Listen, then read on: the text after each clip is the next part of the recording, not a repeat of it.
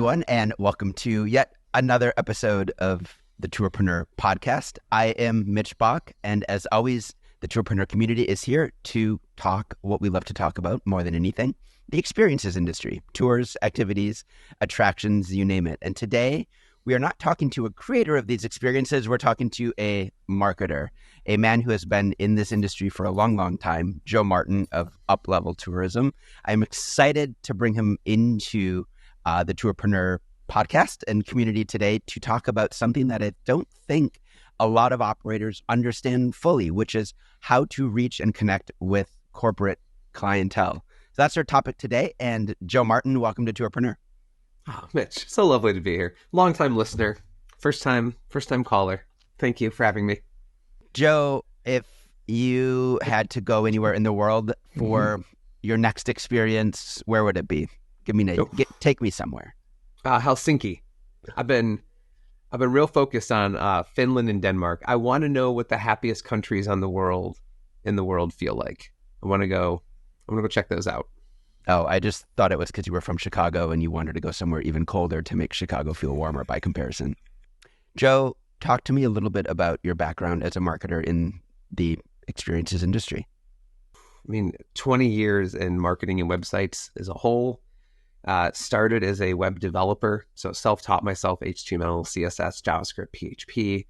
Then went to school, got a degree in design, started an agency, worked on projects for McDonald's, Anheuser-Busch. We did some cool stuff for Microsoft Azure.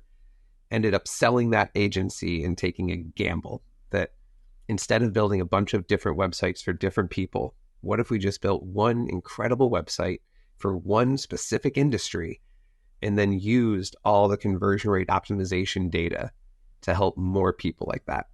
And so we picked from the people we were working with, we picked our favorite clients and the people that we wanted to have more of, and it was tours. And specifically at the time, it was a lot of food tours that we fell in love with. And so we built that system. It was acquired 6 months after we launched it by one of the largest food and wine reservation systems in North America. And then I left that reservation system, came back out, created Uplevel, and now we're doing cool things on this side, Mitch. Well, I know this isn't our topic today, but you mentioned the W word, which means we have to talk websites a little bit. In relation to tour operators, it's often a pain point, and it's, I don't know, it's a wild world out there. I see a lot of different operator websites look in a lot of different ways. I'm wondering what you learned from your time optimizing websites for tour operators, if you have any sort of little tips that you kept seeing as you look around our universe that could help someone. We at the height of working with the reservation system, we had about 180 tours around the world using the website system that we had set up. And the big idea there was, if we have that many people using the same type of website, I can gather data from the sites that have more visitors, and I can run tests and then use the results of those tests to benefit the entire community as a whole. And it's where a lot of this community mindset of, hey, we're all in this together. You're not really competitors. You're only competitors based on who you're targeting. And everyone has different customers they should be trying to win. What did that data tell you? What did that data teach you about how to convert customers? Yeah, a couple small ones that we can give everyone to take away. One of them is we found a 40% uplift for one customer when we just rearranged the tours on his homepage to put the most expensive tour first. From a psychological standpoint, that makes a little more sense. Then it looks like the prices go down. No one knows what your experience should cost. They have no clue. It's all in the words. It's in how we say it and kind of communicate it through the site.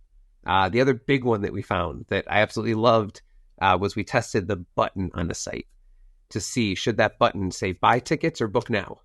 Which this is the biggest action. This is the one thing we want everyone to do on a site. So we really wanted to test that button to find out what it should say. And we found out that 25% more people entered the booking process if the button said see dates, which is even lower obligation than book now, and truly the next step they're actually taking in a lot of cases when they click on that. And so little things, two words changing on your site can get 25% more people into the booking process, which is just crazy how powerful messaging is. That's scary and also exciting.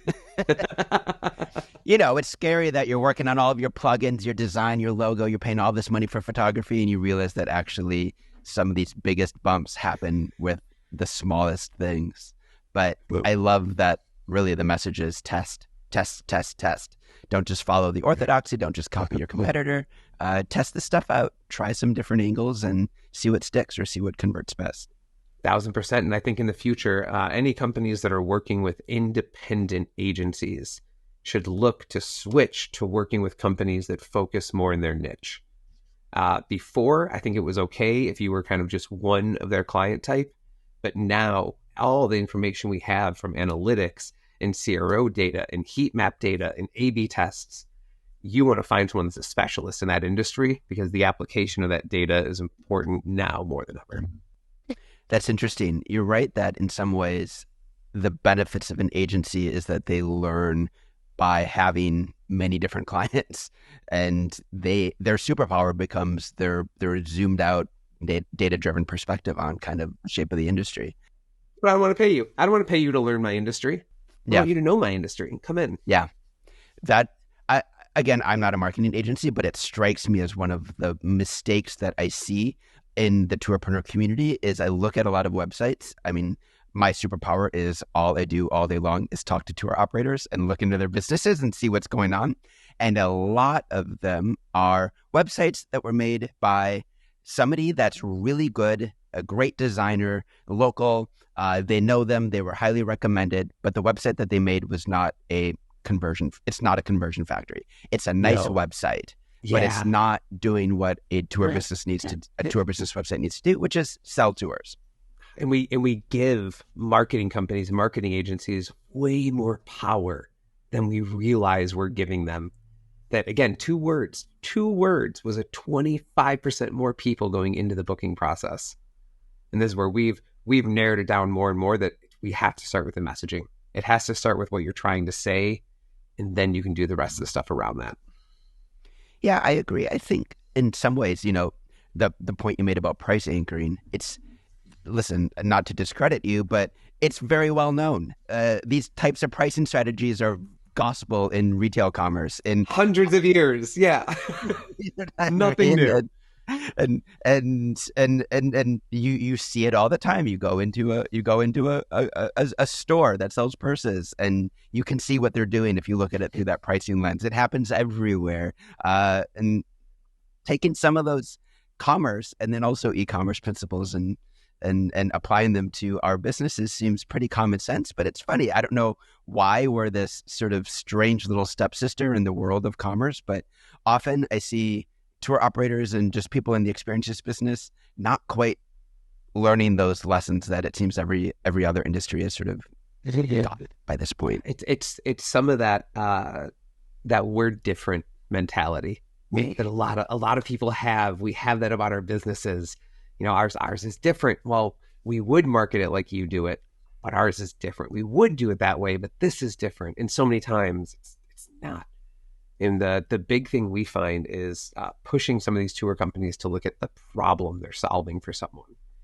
Because so many times that formula we want to follow is here's the problem you have, here's the solution we have, and then here's how we solve it. And let's talk about how we're going to help you do that thing you need to do. I absolutely love that. And you're right. It's a little bit of putting a framework that isn't natural on an experience. I think on one level, we don't think of ourselves as problem solvers. We think of ourselves as just adding something special to somebody's life, right? But we are solving a problem. It's just 100%, we don't frame it in that way in our minds. Do you know what I mean? Like, where it's not a natural, intuitive idea that we're solving problems in the same way that someone who creates an automobile solves a problem. Yep. And this is where it's starting to change those conversations. It's starting to look at what do you talk about? What is that problem that you're solving for someone? And when we start to frame those conversations, the value changes. It's not I'm paying for a 3-hour tour to these stops. It's I'm paying for an experience to get these people together in a way that's going to let us connect like we wouldn't anywhere else. And the value just goes up. Yep. So let's reframe and change the conversation. Speaking of, to talk about the topic of today, I really wanted to have you on the podcast after talking with you at Arrival, and you had mentioned very, very quickly, you said, this year has been a fantastic year for my agency, and it's because we've basically been focusing on one thing. And that thing is helping operators connect with the corporate market. Am I painting this right in terms of kind of where your focus is right now? And talk to me a little bit more about that, what I would call a bold move, not being a generalist, take all tour companies and do everything for them, but instead, this is what our angle is going to be. How's that been? I have a bold statement behind it. So it's been going well, right. but the bold statement behind it is I think tour operators spend too much time focused on tourists. And when we break down what that customer looks like, if we're saying the tour is, let's say, $100 a ticket to keep it easy, and we're going to try and put in some marketing dollars to get 4 people to come on that tour, we're going to get $400 from tourists who are never going to really come back to the area and probably don't know many people in the area to refer that to. Versus put that money on someone who's going to spend $5,000 because they're going to book a corporate group and they're in the area. So they're going to book again next year and spend another $5,000 with you. And they have an established network in this area that they can refer you to get someone else in the door. So now we're looking at, as the business owner, applying effort towards a $15,000 client versus a $400 client. And I'm good with the tour operator, the public tours almost being the overflow. Let's focus the efforts on corporate. Let's build up some really good contracts, get really stable, and then use the people who come on those corporate tours to push public tours out to them. Say, grab your family, grab your friends, come on out. And then we'll still hang out on TripAdvisor because that's never going away. We'll still get some stuff from there. Mitch, how do you? This is the first time I've dropped this on you. We didn't really get the chance to dig into this much in person, but how do you receive this, sir? Listen, I'm going to say this much: a higher ticket price per customer, I'll potentially longer customer lifetime value. Corporations are, by the way, entities that you can sell to over and over and over again. It isn't a one in, one out. It's great. I think really everybody wants corporate clients. I think the question is usually, how do I even begin to connect with that audience? How do I reach out to them? How do I then create a product strategy that speaks to that market? What do they want? What do they need? And how do I reach them? So if you could just answer those questions. Just all the big ones. The big ones. That'd be great. That's all I need. Just those. Yeah. Well, we'll pull it back to start with the messaging. Again, it's all going to be in what we say and how we say it. And so for the corporate groups, it's not as much of saying, hey, we have this tour available, as much as it is saying, we have this opportunity to bring your group together in a unique way.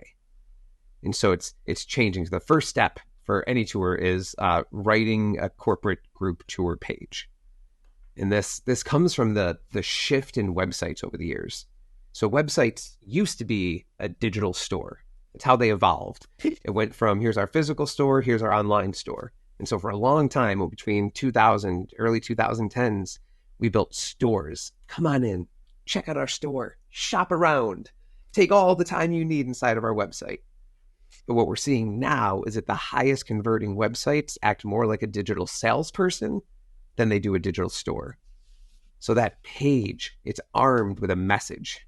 It's a salesperson who knows what he needs to say. He knows what problems you're having and can come back in and say, hey, here's your problems. Here's how we solve those problems for you. Do you want to talk to us? And then get them in that way. So there's some strategy behind that page where we also don't want to give away too much. A lot of times from this digital store mentality, we have this feeling that we need to put everything out there. Here's everything you're going to get. But in this case, we're not selling to an end ticket. The end person, we're not expecting the person to click buy on the site. When we go corporate, the next step is really for them to get on the phone with us. Get on the phone with an associate. Let's figure out what problems you have. And then let's say, here's the solution we have to that problem. So that's kind of one of the questions, but where are we at? There are more. That's good. So a couple of points about that. Is the call to action really picking up the phone, or is it an inquiry form? What have you found is the right next step that you want them to do? Yeah, we're helping clients build an intermediary step there. So we're having kind of a form, but then it's a balance because we don't want too much information in that form or we're pushing them away. Yep. So we kind of got to get a little bit and then direct them to a video page that has a video from the owner and says, hey, thanks for requesting this. We're going to take it in. We're going to look at some stuff, get an email that goes out as well that maybe says, hey, we have these extra couple questions. Can you answer these? So it's this whole way to then even automate a lot of that process of kind of when they reach out, getting the information we need. But then we still need to get them on the phone at some point. At some point, they have to talk to someone. But let's make sure we have all the information we need. So when that person gets on the phone, they're not wasting their time. Whole bunch of steps, Mitch. There's a lot of steps in this. I like the steps. And, in the corporate world, those steps are a pretty normal part of things, right? Of business development, right? You're not selling in the same way. Really, this is business development. This is how relationships get made with corporate teams. And it happens a little step by step. You like the email correspondence. You hop on a Zoom. And in each of those is asking for a little bit more buy-in from the person, and it's developing a relationship. And I mean, it's corporate America. That's what passes for relationship building. Yeah. It's not pretty. It's not pretty, but it is really important. And I love that point. The initial form cannot be these inquiry forms that I have seen that are 9, 10, 14 fields and all of this stuff. It's crazy, that first act is something that is something so intense. And it's all a part, again, of the conversation of what that digital salesperson on screen is saying. That every question that's there, if we put that into a real world example, it's someone standing there asking you two the questions. Mitch, what's your name? Great. What's your email address? How much patience does someone have to stand there and keep answering questions from someone that they don't know very well? So let's take your pain point. Let's take your pain point that you made earlier. What is the pain point of these corporate entities? And let me say this: could we boil this down to the idea of corporate teams? Is this really what you're talking about? Essentially, team building exercises. Get the team out. Get a division out. Go and do something, bond, explore, do an on-site. Is that the kind of world that you're talking about? You got it. And what it feels like is it's a new world. A lot of this is open territory for tours to come in and grab. That it's the shift from being a tour operator to being an experience coordinator. And one of the experiences you coordinate are your public tours. But then you also, like, if someone were to go to a lot of these tour operators, like for you listening, if someone were to come to you and say, I've got a group of 30 people coming into town and we have $50,000 to spend, can you help us find something good to do with it? You'd say, yeah. You'd say, absolutely. Let me figure out how I can help you. And it's just that the tour side is limiting. So how do we just open that up? And this is what the pandemic showed us, that the pandemic all of a sudden showed how many tours were experts in their local community, in their food, their local entertainment, what was able to be done. That we saw companies doing online happy hours. We saw Devour Tours suddenly created a recipe book and started selling that they never had before. And it was all these new pieces of value that all of a sudden these tours start uncovering.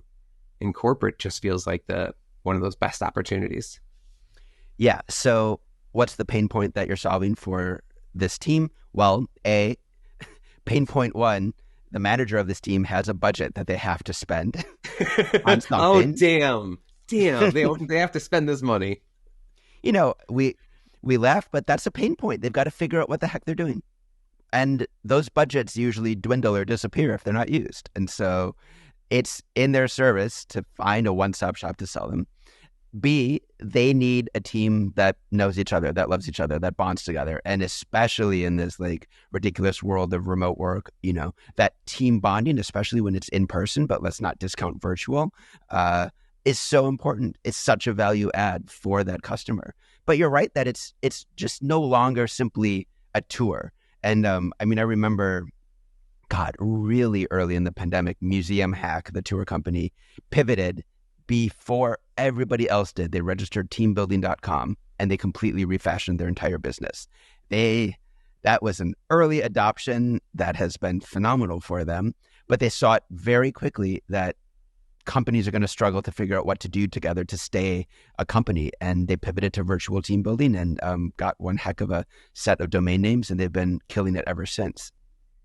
And I think in that vein, we're going to continue to see budget shift from rent to team building.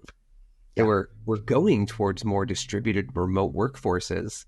There's this new field that we talked to Catalina Tours recently, and they mentioned how they had a corporate group that came out and the people met each other for the first time on the dock. This is what tours are starting to provide now, is this opportunity to bring those people together in ways that they never needed to come together before. So you brought up the word experience coordinator. How have you noticed the operators that you've been working with have shifted or expanded what their offerings are to meet this corporate market? More in the messaging. More in the messaging than them needing to change things behind the scenes. It's really just how we're talking about it, because the behind the scenes process, it's already what they've been doing for private groups this whole time. So there's not a lot of shift that needs to happen in the business, as much as I just need that out. I just need that little 2% shift, that instead of talking about, hey, we do private groups, it's, hey, we do corporate groups. And then even bringing up that word team building, I have a theory. I haven't tested this yet, just a theory. But my theory is that we can put the word team building on stuff and charge double for no reason, like putting the word wedding in front of something. Yep. And all of a sudden it means more with one little set of words in front of it. Well, it's a set of words that speaks to a core human need for connection and for bonding and for things, right? Corporate and a problem. It speaks to the problem. Yeah, exactly. I mean, that's what Donald Miller's story brand is, building a story brand is all about, which I'm a big fan of. It's just about understanding that we're human beings and we have some basic human needs, and why don't we craft messaging that speaks to those core human needs and make sure that everything that we do speaks to those, rather than this kind of generic platitudinous language of we do corporate groups. That's fine, but then when they get to that corporate page, you've got to connect with what their problems really are. We need some empathy. We're lacking empathy. And one of the big things we work on with tours is helping them identify one target corporate guest to win. We try and win everyone. Let's just figure out how we win one. And a lot of that is to get this empathy behind it of what really are the emotional motivators of Jenny, who is the director of HR, versus Mark, who is the director of the sales department. And there's going to be little ways that we probably want to talk to them differently. And we don't need to get so greedy with trying to win everyone. Let's pick the customer we work best with and just stay in that lane and go get them. So talk to me about talking to them. What are your tips or strategies or thoughts that you could share with our community about, I've got my corporate page, I've got my offerings already, I've got my form, I've got my sort of drip campaign, I've got everything set up. What am I doing next? Am I on LinkedIn sending out cold messages? Am I running ad campaigns? What's next? I need one more automation in there. So we kind of got the upfront automations of kind of like completing the sale. I need one more set of automations after they take the tour, that's then also following up, seeing if they want to book again for next year, asking for the referral. Right there, we've got someone. And a lot of times we just want to go in and say, are there any other companies you know who may love this experience? And with something like this, the experiences and tours, there's no competition. They took your experience. They're going to be so happy to tell someone else, go check out this awesome thing. And so I want to start there. I'd want to start with nurturing and having some stuff after they've completed that corporate group. I also want to follow up with everyone who is on that corporate group as well. So we have digital guidebooks that our clients use, and that allows them to capture the email address of everyone who's on that tour, and then even give us a little bit of segmenting as to whether they're a visitor or a local. So that helps us target the email campaigns on the back end a little more effectively of, hey, this person is more likely to come out again and bring their family. Let's make sure we get some messaging out around the holidays about, hey, you got family in town, you want to send them out for a few hours, here's a great solution. So again, problem solution, but email list, another huge spot that so many companies don't look at, that we come in and try and help them clean up that email marketing, get a good plan in place to start sending stuff out. So follow-up emails where I'd start with going after people. Even your current list that you probably haven't hit up. And then let's start going on LinkedIn. Yeah, I mean, don't get me started on email, but touch I'll get you of started. Let's get get me you started for started. just a sec, just a hot second to pause to talk about how powerful it is to have your tagging and your automation set up correctly on that list. Because what you just said was, I suddenly have the ability, if all I'm doing is making sure that like the forums or the post tour process is set up properly, to then know that I can create a customized audience on my email list of locals who have families. And guess what I do then? I send an email about doing something local with your family instead of just my generic 20% off thing that I send out whenever I remember to write a general email out to my entire list. And who cares if you have 4,000 people and you send a generic email to 4,000 people, none of whom think that's a particularly good offer. Much more powerful is to have 100 people who are local and have families, and you make the killer message speak directly to them. It's so powerful. Even if there's only 10 people on that mailing list. One But it's 10 person. Yeah, even They're a billionaire. One corporation that has multiple divisions that's going to keep hearing from you again with something personalized, something of value that they actually want to receive in their inbox, which is, again, where that empathy portion comes into it. Who is that person? Is it Jen, the director of HR? What time do I plan to send her an email? Where is she going to be when she gets it? Why is she going to give a shit what we have to say? Because if we can figure that out, we figure out so much other components. Great. Now we have to put the explicit label on our podcast. Yep. We just lost listeners. Families. We just lost families. There are children listening to this, Joe. Sorry. So that's really interesting. I do want to dive into now kind of the cold outreach, the LinkedIn world. Is that stop number 2 in your parade? Is that where everyone's hanging out? Is that where you recommend you or no? So we've got a bunch of them. So it all depends on what the company has available, what they're doing. If the company has someone dedicated to group sales, then yeah, let's get them on LinkedIn. Let's get them to go start reaching out to people, reaching out to the network of the owner, following back up with anyone in the area who might want something. But then there's also concierge and event planners are possible as well, with more corporate events coming in that way. Looking up Fortune 500 or Fortune 100 companies in your city and trying to pick out someone who's there that we know these companies that have a lot of divisions in them. Sharing blogs specifically about things to do on LinkedIn. So we've been directing clients to write blogs that we don't necessarily expect to rank number 1, but something that we want to share in that area. So I think a lot of people get kind of shied away from creating a blog called Top 10 Corporate Experiences in Chicago. They're like, I'm never going to rank for it. And what we're saying is, no, go create it, and then let's post and promote that through your LinkedIn. As long as we can get it in front of people on LinkedIn, we can start to get the eyes on it. So we're giving them the ideas of what else needs to happen. You're right. I think we forget about those dueling roles of what your blog is doing. One, yes, it's ranking for SEO, and God bless you if you're playing that game. Good luck. Do it well. It can be great, but it is a lot of work, and it sort of is mind-numbing because it's a lot of, writing for the keywords. But just as importantly, it's also for it's like the dating website. It's your profile. People are checking you out. You're sharing that, and then they're clicking around. They're looking at what you're about as a company on that page. It's a great thing to share. You're right. As a link on LinkedIn, it's going to reach far fewer people, but those are the people that you probably want looking at it. So that's great. I think LinkedIn, we just did a podcast on LinkedIn as a sales tool, and it's an art. It's like anything else. It's like learning any kind of social media language. It's learning what works and what doesn't. And I definitely invite people to just start hanging out and observing more than going on there and selling your tours. That does not work. That is not what that is there for. It's sharing your right. Something that feels like it's just value-based. Value-based. Just, and this is a big thing too, is once I can get companies to stop thinking about it in terms of marketing to people, and instead thinking about it as how do I help a person, is all of a sudden the mindset's like, well, yeah, no, I could do this for Jen. Oh, Jen would really like that. If I sent Jen an email with this, oh, she'd love it. It helped her with so much stuff. It's like, yeah. That's what I need. Just look at ways to help, and that's going to be your marketing. That's what you need.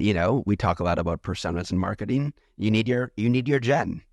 Get your Jen there, stick her behind a desk, and solve things for Jen.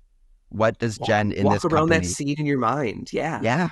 Yeah, Sit there. absolutely. Who really is she? What was she doing? Did she just get coffee and she just got stuck talking to some guy at the office that she hates for the last 20 minutes? And now she feels behind on her project and she's going to sit down because she's quickly going to skip over that email and delete it. So in that case, maybe we need to send this email at 8 o'clock at night. Maybe we send a little later when it's not the middle of the day, when she's winding down from stuff and she's going to be laying around that night. And now she's going to get it, say, oh, that's interesting, and then save it for tomorrow instead of a quick delete. So just let's learn how to win one person all the way through. This is how they found out about me. This is how they told 10 friends about us.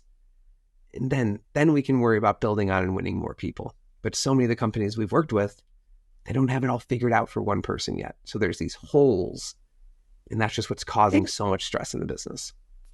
Interesting. I did want to ask, just as an aside, if you've been seeing success and or thinking about both virtual and in-person offerings for companies in this team building world, or have you been largely, what are your thoughts? I'm an in-person guy. One of my personal fights is to bring more people together in the real world.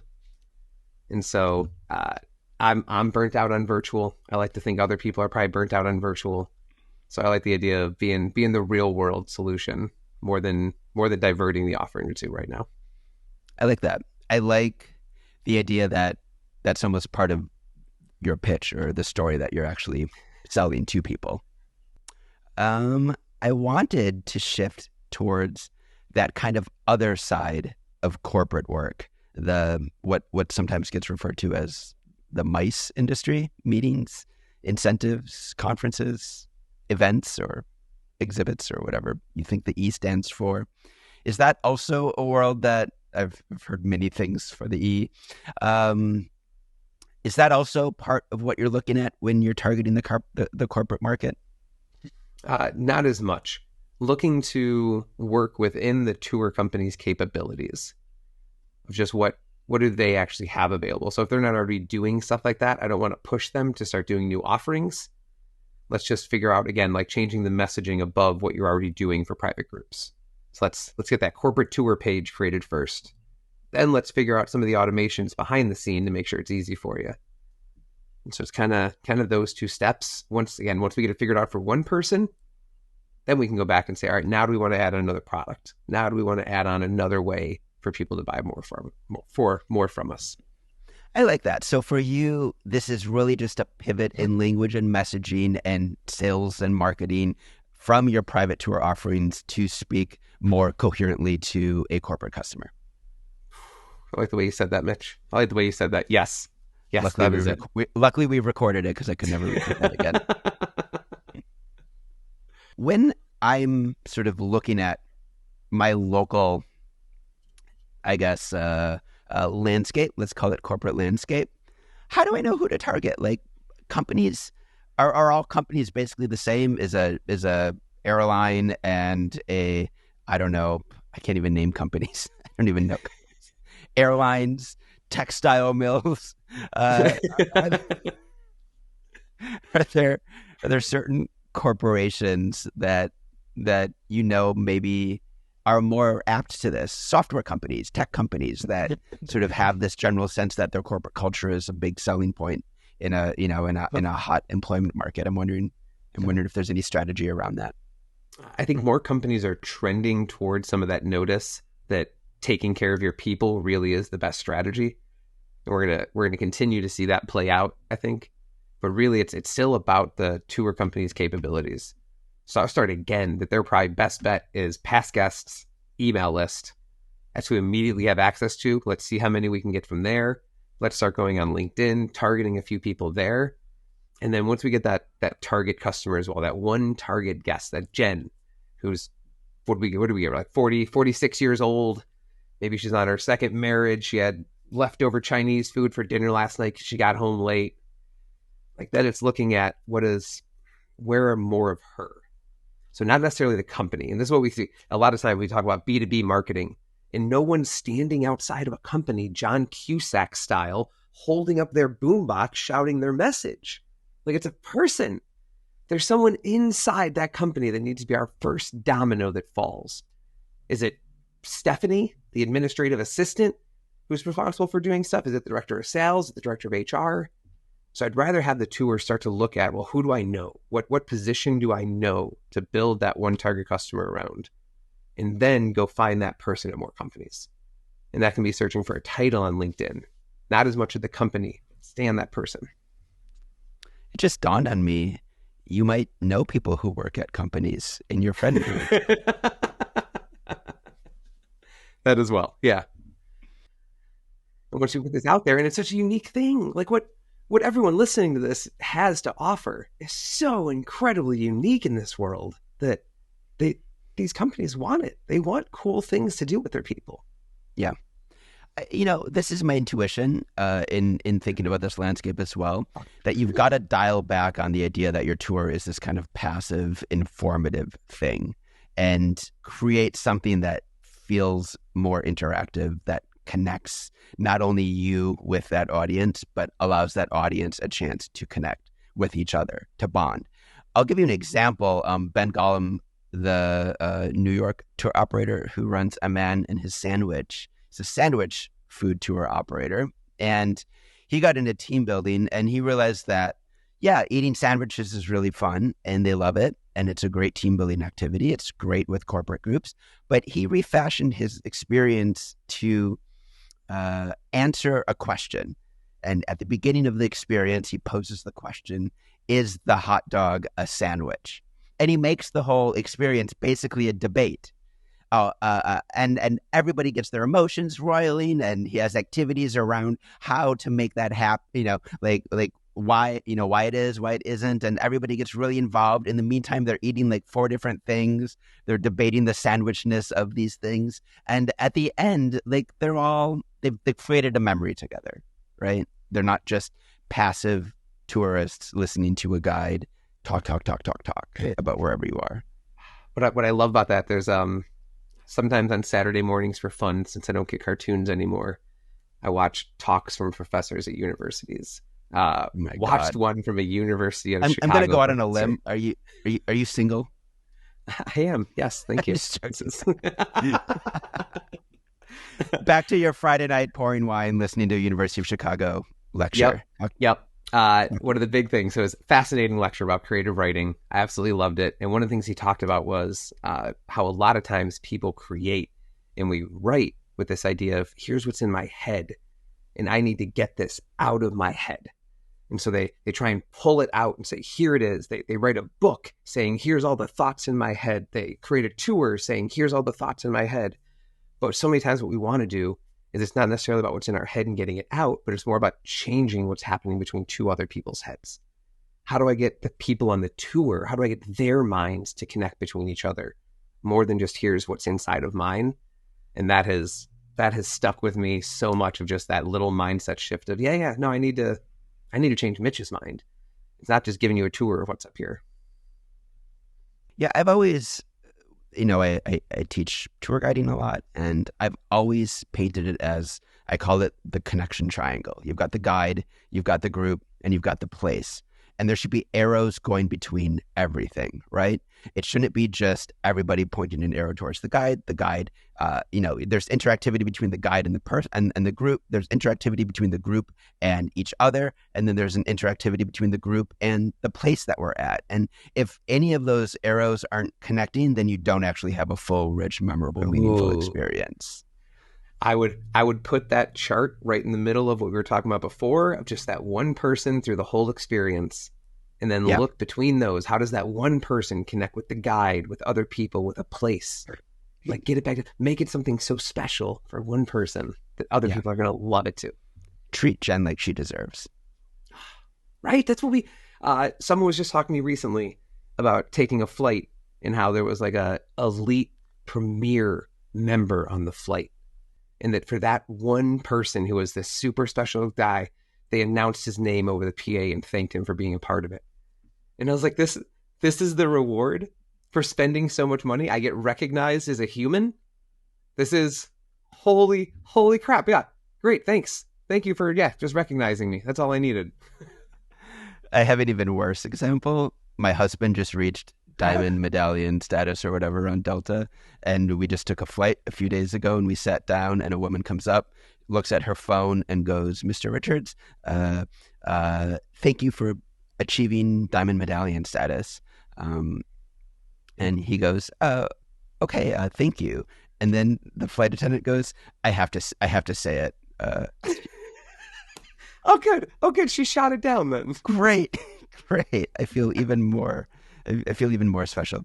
Joe, as we wrap up, is there anything we're missing out of this conversation as we help operators begin to dive in, finding their gen and selling to them? Find that gen. Write a great, persuasive corporate groups page, and then start reaching out to people and sending that corporate groups page. I think those, before we get into automations, before we get into making things easier to process all these leads as they're coming in, let's get the leads in. And just those three things I think would be huge. Yeah, let's keep it simple for this moment.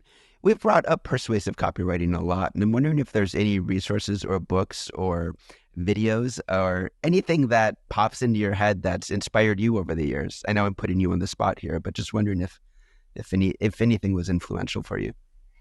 One of my favorite books was a book called Pitch Anything by a man named Oren Klaff. Doesn't directly relate to all of this, but when he talks about some of the mechanics of pitching and, hey, we need to help someone first understand what this great idea of yours is first, and then we can get it down, is so many of the ways that he crafts the narrative of how to pitch is exactly what tour operators need to be looking at doing as well. Of here's how we keep this simple with our messaging to start, and then we get into more complex. So I'm gonna push that one. I love it. Joe Martin, how do people get a hold of you? How do they connect with you? Oh, Joe at upleveltourism.com. They can also go check out any number of the blogs we have about booking corporate groups on our site at upleveltourism.com. Thank you for sharing your wisdom on Tourpreneur. Thanks for still doing this, Mitch. The community needs this. The listeners, the people who are out there on the ground in these cities doing this, who sometimes feel alone. I think that what you guys are doing is really special to bring everyone together and make sure that everyone feels like they have a home. So thank you. Thank you. You win. That's the quote we'll use for the podcast. Thank you, Mitch.